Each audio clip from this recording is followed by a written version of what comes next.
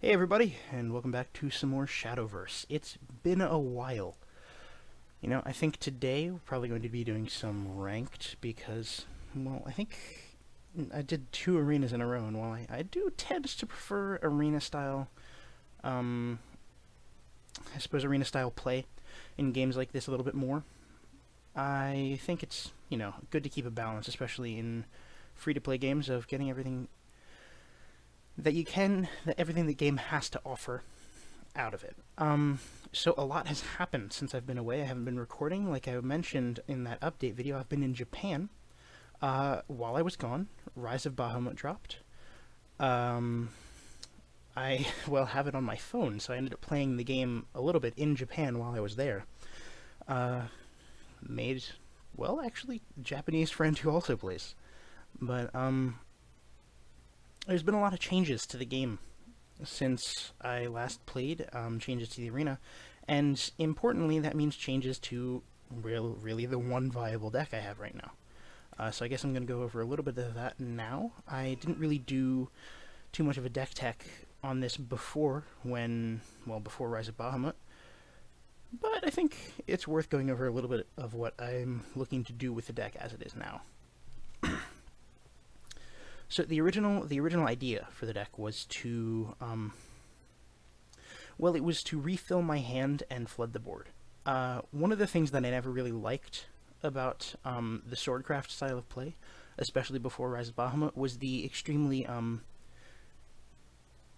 payoff-heavy style of cards that the deck ran. Sage Commander in particular was something that I didn't appreciate. Because it relied too much on having a board, and one of the things I've learned in TCG's Hearthstone, Shadowverse, Magic the Gathering, is that it is not really worth counting on having a board, because a lot of times those cards that count on that end up being what is, I suppose, colloquially known as win more. And I think it's a little bit of a self-describing term there, but when you win more, you were already winning, you're just kind of rubbing it in. So I focused on getting what in my mind were the cards that would get me to the state where I was winning, and that win would be enough, rather than having to seal it with a huge Sage Commander or a huge Assault Commander, even though I did run a 1-of on the Assault Commander. So I ran things like Pompous Princess and White Paladin, which, as you can see here, I've cut down to 2 copies each from 3 that I was running before, but those both put multiple bodies on the table. I was running Floral Fencer. I had, I think, 2 Otohimes, 3 Alwidas commands. Avant Blader and Maid Leader were heavy favorites in the last list that I was playing, because one of the things that I like to do when I vomit my entire hand on the board is to draw cards while I'm doing it, because that allows me to keep up pressure over multiple turns, lets me push through things like Themis' Decree and all of that. Unfortunately, I've had to kind of stray from the main idea that I had from my deck before, and I cut Maid Leader. I still run 3 Avant Blader because it's one of my favorite cards in the game, or at least one of my favorite cards in Swordcraft, but I've tuned my low end, as you can see, much more towards anti-aggro. I cut one of the 6 1-drops that I was running because I need more consistently to pull Quick Blader off of Pompous Princess, which I've also cut one of because it's a little bit unreliable on the 3 slot. In fact, the 3 slot is probably one of the worst slots in Swordcraft, I think. Blitz Lancer is okay. I've never been super impressed by it. White Paladin is great against certain decks in certain situations, but then other times it's basically a veteran Lancer that costs 1 more. Pompous Princess is destroyed against a lot of Runecraft decks with things like Angelic Snipe, Magic Missile. When Angelic Barrage was still more in the meta, it was very, very weak to that a lot of times, because it would bring out a Quick Blader, and I'd just trade my 3 mana for their 3 mana, along with whatever else I had on the board that was dying to the Angelic Barrage, which was usually everything. Really, I've had to tune my deck more towards this meta, which, as I'm sure most of you know at this point, if you've been playing, has a lot of Daria, has a lot of aggro blood, has a lot of things like that. And while I don't really mind that kind of a meta as much as the next guy, and I've also changed up my 4-drop slot, Amelia is something that I didn't actually expect to be as good as it has turned out to be. but I'm gonna get into this. While I don't despair as much about this meta as I think some other people do, it's still something that requires being taken into consideration when you're building your deck. And Unicorn Dancer Unica is a card that I ended up liking a lot when I first started playing, because I was building just like random, just like play your cards decks rather than decks that has specific strategy. Oh, and I also got Taker of 2. That was fun. I got about five win runs in one day, and that was very nice. On the off chance that this is D-Shift, I don't want to keep Vanguard, but I think I'm going to hedge keep and keep Vanguard and Floral Fencer.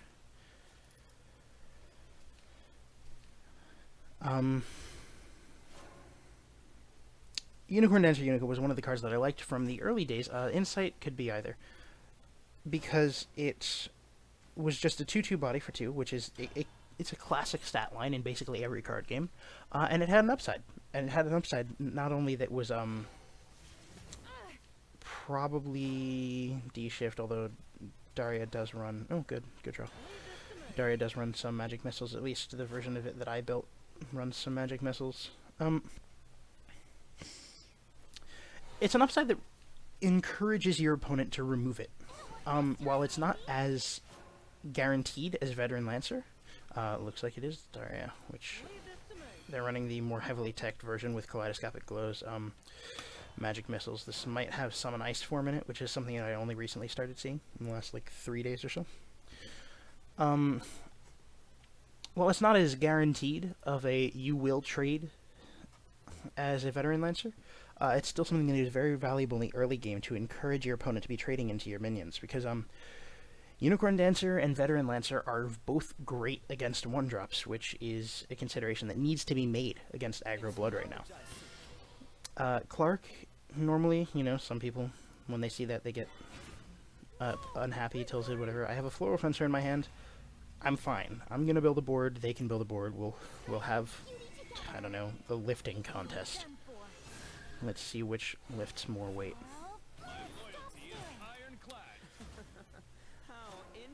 Well, it also stands mentioning that I think I have heard, I haven't really looked at any lists, because that's not really what I like to do in this game. I think I have heard that a lot of people tend, or at least are trending towards, eventually cutting Floral Fencers, or either in singles or even multiples or entirely from their Swordcraft decks. I still don't agree with that. They're arguing that you can't always guarantee getting it on turn 4 as they evolve, and it's just like... It makes no sense to me that you wouldn't play Floral Fencer in a Swordcraft deck, because the payoff when you do get it on turn 4 and you do evolve it is just so massive that I don't think it's worth cutting, because the 4-drop slot is not actually something that is overpopulated for Sword, in my opinion. I don't think that there are too many options. I think Amelia in 2s is fine because it's not as much of a payoff on your evolve turn as Floral Fencer is. But I think I don't really see that there's that much competition for the slot that would require cutting Floral Fencer. But I can see the argument against it, and I'm not going to attack this turn. It's just not worth it. So I'm just going to run out the Albert.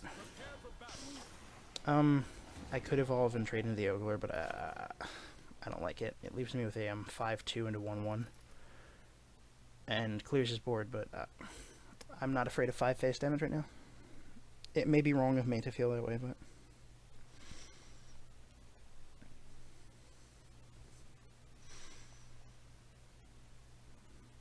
Regardless, there's a lot of meta talk going on. There's a lot of meta talk that needs to be said and at least thought about if you're going to be playing the game, but... Ultimately, my game plan remains pretty similar. Albert is a great inclusion because it lets me finish off the game with storm damage, as I was always trying to do before with Alwitas. Amelia is another card that is kind of teching against aggro because it's great on turn 4 if your opponent happens to be playing an aggro deck, and it's even better if your opponent happens to be playing an aggro deck and you're going second. Piercing Rune in 1/1 makes me happy. I I'm guessing he's probably going to be going face.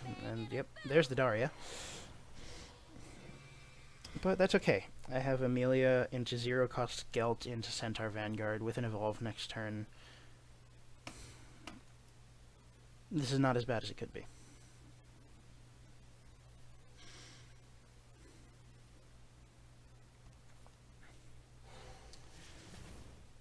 Okay. So this is the end. You wouldn't. I think that might actually be kind of a waste of a magic missile. Maybe I'm wrong, but We'll never surrender. here's Amelia. I think the trades are pretty simple. It won't be long now. Look at me now. Doesn't seem to me that I need to be doing anything excessively fancy on this turn because I can just clear board and hope he doesn't have another Daria off of the Daria. Stop staring. And I can see where people would get salty about this deck. I can understand that it's not necessarily the prime experience to be playing against when it seems like your opponent can refill their hand for free. But it's an aggro/tempo deck, and as with a lot of those, I think luck of the draw factors a lot into it. It's kind of one of the it's one of the more variance-heavy decks in Shadowverse, and I have to give it a little bit of a fault in my eyes for that, because despite being a lifelong card game player, kind of despise variance. But it's not something that can be taken out entirely. So while I will have to fault it for being more luck-based than some other decks, I think it's just... Summon Ice Form. What? What? Just maybe this magic will It's yep, there's the Daria. I knew it. I don't think I can win against the second one. It's ultimately okay, though.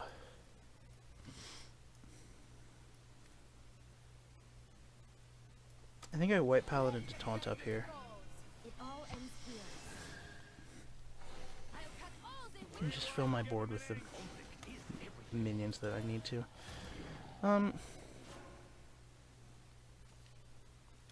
Well, I see how the deck's playstyle can be frustrating for a lot of players. It's just the variance. Feels worse to be beaten so badly in situations where you do get beaten, but the deck's win rate remains relatively consistent. And there is a degree to which piloting skill and experience will change the results you get with a deck, and I think that's good enough for me to feel okay about a deck's existence. Although I have always been somewhat of an aggro apologist in games like this.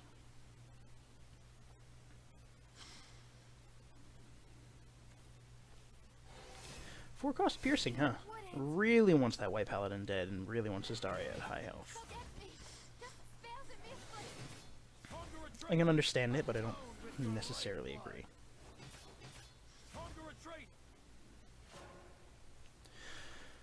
Well, I think I'll wait as Quick Blader and then replay the Ward is probably our best option here. I haven't really looked at the trades that I want to be making, but I think I'm going to keep the Daria around against my two taunts. Next turn I have Albert, and that should be a board swing. Third Daria probably spells Doom for us. Luckily he didn't get any Levi's off. That is one card that I will say maybe I take a little bit of issue with. Levi is a little bit too good. When evolved, rather. I know, speak of the devil and all.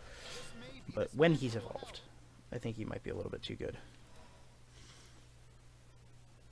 I think Aurelia is actually better here, which is good. I should, there's a 66% chance I get a Vanguard rather than a Quick Blader off of the Pompous Princess, which means that it's not as relevant because I can't clear another one of his units, but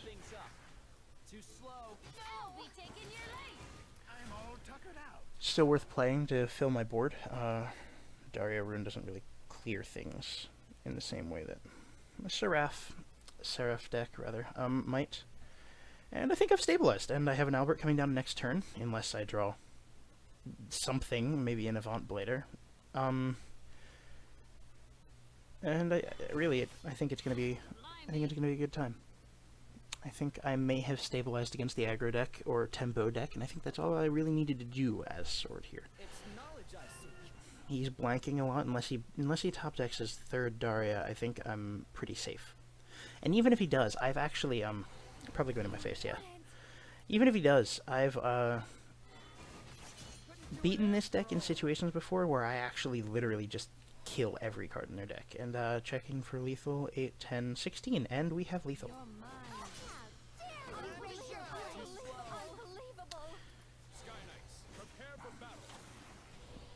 You know, I feel good about that. I honestly didn't expect to win.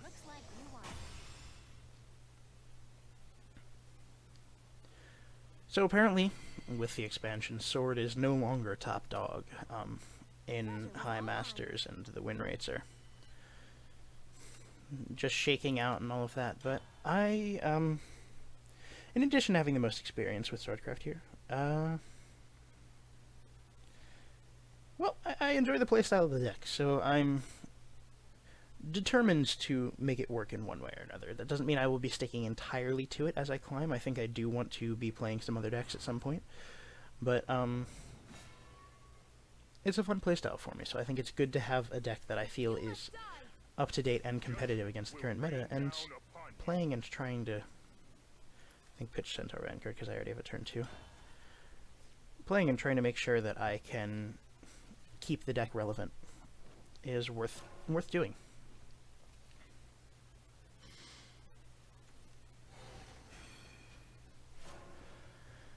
Sacred Plea doesn't really tell us anything. Every Haven deck plays that if they know at all what they're doing.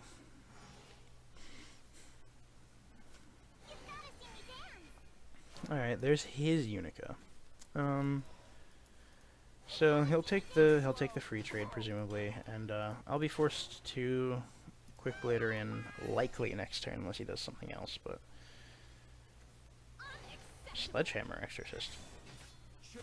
What? I suppose that is not the most uncommon card in some of these decks these days, but it's... what does that usually mean? It means that they're using their evolve points for removal. I think this is probably Seraph, which the Unicorn Dancer could have telegraphed to me, but, I don't know if actually Stormhaven is still a thing, because if it is still a thing, it seems to me that it's semi-likely that they would tech Unica against Aggro Blood. But I've played against a couple more Sledgehammer Exorcists than I expected to since the expansion dropped. Tribunal on 4 to kill a 2/2 is not something I'm sad about at all. If he has his Priest of the Cudgel, you know, c'est la vie, life goes on. Ultimately, Floor Fencer Evolve is the only play that I can make there.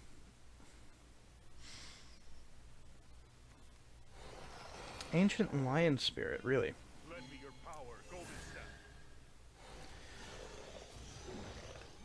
I guess. Yeah, I mean, you're fully permitted to make that play. Since he probably doesn't have Priest of the Cudgel, I think I feel relatively comfortable going Avant Blader into Evolve, because it keeps board initiative for me. Incentivizes him to use an Evolve next turn before his Tribunal can go off, or if he does use his Tribunal, it's doing 2 damage. And I should have an opportunity. My hand's not the best for it, but I should have an opportunity to play either more minions into it, or rather possibly even keep my board fully empty going into the Tribunal turn. And I think I'm going to take that second option. I think I'm going to Blitz Lancer to clear, because I don't want him to get the value off of evolving the Sledgehammer Exorcist. And we'll let the Tribunal just go.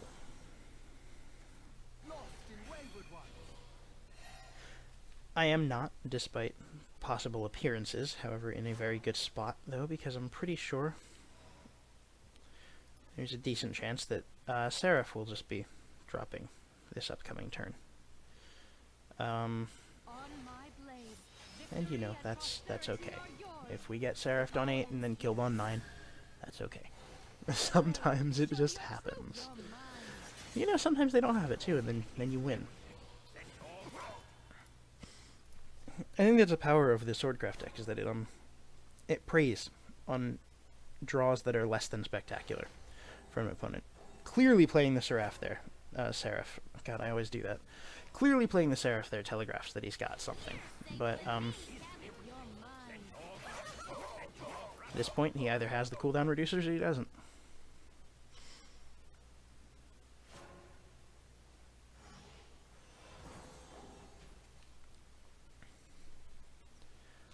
Show it to me. Okay. Looks like we've lost this one, but that's acceptable. Oh, okay. It's the Themis' turn. Well, we have at least the possibility of outs. I was thinking about this last turn. I didn't say anything out loud, but I was thinking about holding back some of my cards in case of Themis', but there's no configuration that would have let me get more damage in on this turn. And Healing Prayer does spell our doom. But it was close. We didn't get any pressure on him in the early game because of well, pretty subpar turn 3. And then having to spend our turn 5 playing Avant Blader, and not hitting face with anything because of an Ancient Lion Spirit, so it was unlikely they were going to do anything there, because what you really do want is to get early pressure on the Seraph deck.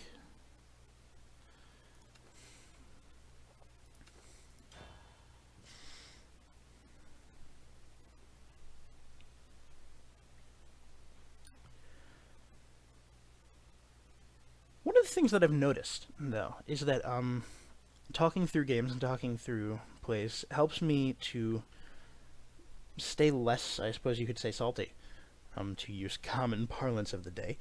Helps me to stay less salty at the game. I think it's a lot easier to let yourself get mad, let yourself get upset about games when, hey, Selector Supreme versus Taker of 2. And they're in Master. Should be a nice challenge.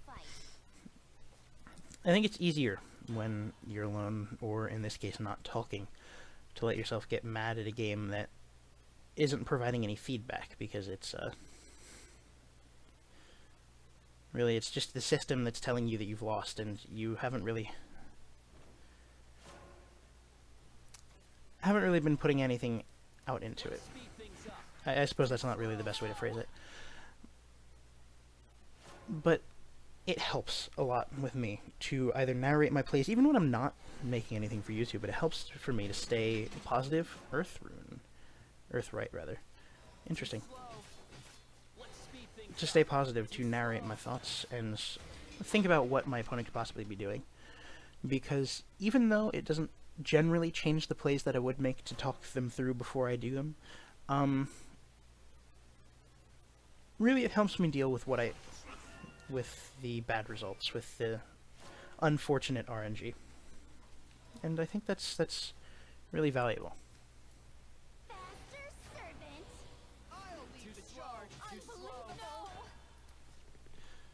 Just run out the princess. Really, this is a pretty unremarkable game. Losing your 2 as sword always sucks, or at least losing out on your 2. And if we don't draw a 4, we're going to be pretty sad. But we've had decent luck building a board in this game so far.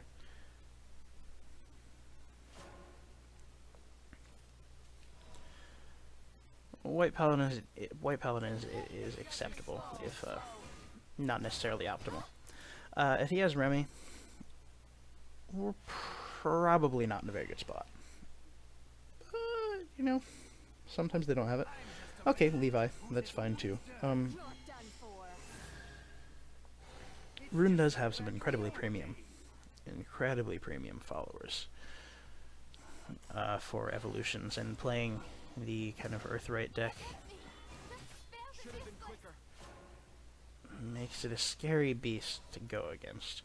Aurelia at least doesn't die immediately to Crimson Sorcery, but we are not in a good spot, and I would put it at somewhere between highly unlikely and impossible that we win this game.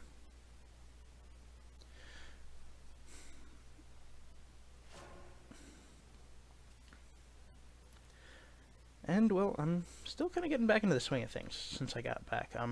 Mentioned very early on in the video that I did go to Japan. I know that I've been maybe harping on it even a little bit in the last several videos that I've been making, but it was a pretty big event for me to, you know, go out of country. If it wasn't clear from my accent and,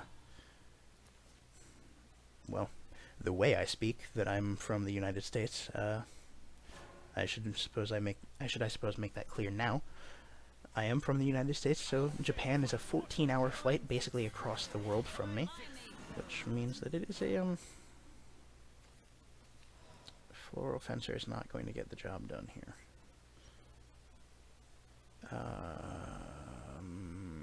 I think I have to flood board here. It was a pretty big event for me, and something that ended up taking, well, a lot of energy to do, and a lot of resources in the way of money and time and planning. And it was a pleasure to have the trip go as smoothly as it ended up going.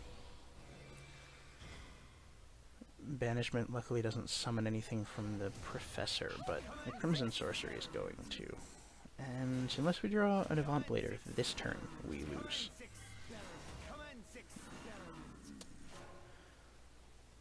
And we don't draw an Avant Blader, so we're just gonna, you know, run this stuff out and pretend that we have a chance.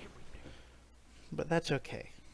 Earth Rune is a deck that is actually pretty heavily favored against us in the first place. And, especially with a Professor of Taboos that we're not able to answer. He's just completely in control here.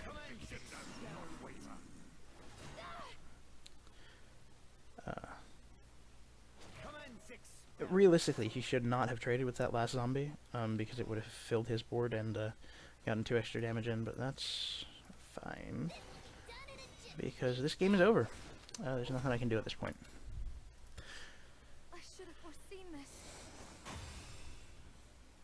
There is something to be said for the never concede style of playing, but it's never been where I've been at personally.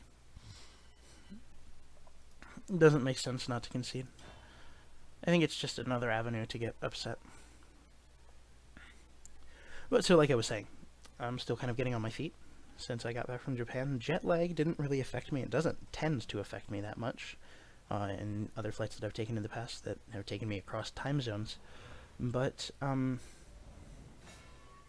was still very, very exhausted when I got back, and when I got back it wasn't just over, I wasn't just sleeping. There were, of course, friends and family members to see and things to do over the next days because I'd been gone for a little while.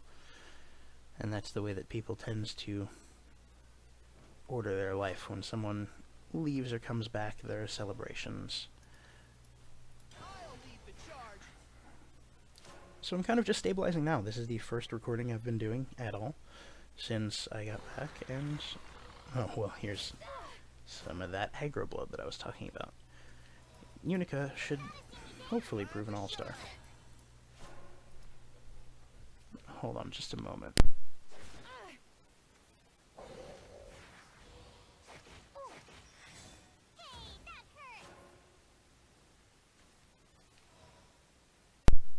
Sorry about that. My mic may have peaked there, but Blood Wolf on the Unica, you can see it, you know, it just puts you ahead, frankly.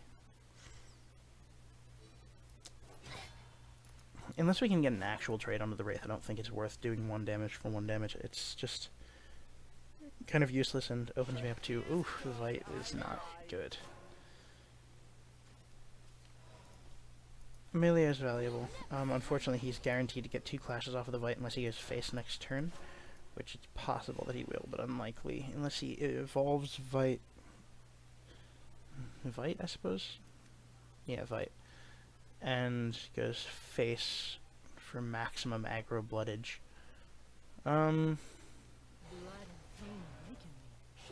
Oh, goodness. He is doing the, evolution, I suppose you could call it a tactic. But, well, that actually puts us in a pretty good spot. If he evolved the other Veight and attacked my Amelia, I would be in a very bad position here. But as it is, I can keep his board down to just the 2 1/2s. Clearing the forest bats is important if you can, but of course you're not always able to.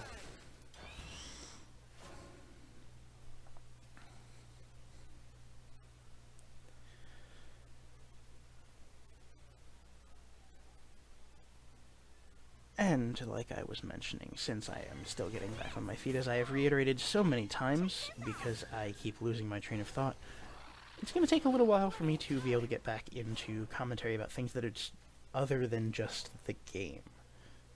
Which, you know, depending on the way you feel about my commentary in the first place, may be a good or bad thing, but ultimately I don't really personally enjoy exclusively talking about a game while I'm playing it, especially if I'm trying to entertain myself by proxy of my audience, because I think a valuable piece of advice that is given out is to try to make videos that you would want to watch, and I don't really just want to watch things about one game or another game. So, when I can, I like to... Okay, I think I'm probably dead. That's 3 guaranteed face damage. If he plays the fortress, yep, I am dead. Unless he forgets to trade. He won't, but unless he does. Nah, man. Alright.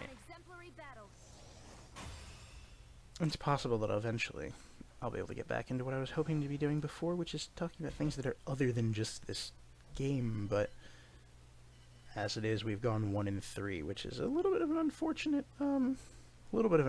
day, and a little bit of a, well, a couple of tough losses. As for right now, though, I think that will do it. I'll try to get back to posting videos every other day or so. But if you enjoyed it, let me know. It helps me keep motivation, as I have been so quick to say in every other video outro that I've been doing. Let me know in the comments, click the like button, rather, subscribe, whatever you want to actually be doing, and I'll see you next time.